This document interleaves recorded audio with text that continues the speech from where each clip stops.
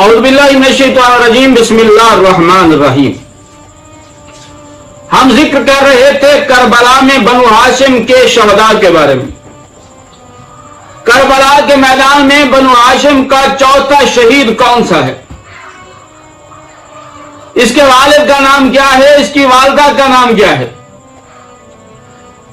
کربلا میں چوتھے شہید کا نام جعفر بن عقیل بن ابو طالب کی شہادت۔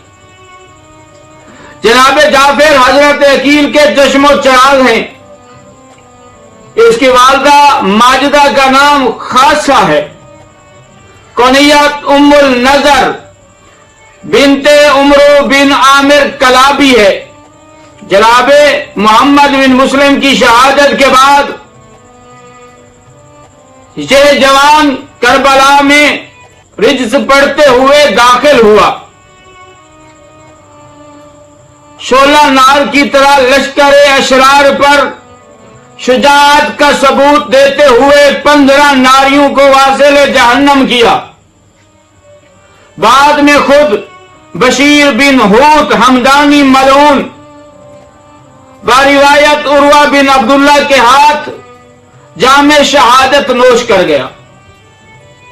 یہ کربلا کا چوتھا شہید تھا، جعفر بن عقیل بن ابو طالب۔ کریں گے اگر آپ کو ہماری یہ ویڈیو اچھی لگ رہی ہے تو آپ نے ہمارے حق میں دعا ضرور فرمانی ہے۔ والسلام علیکم۔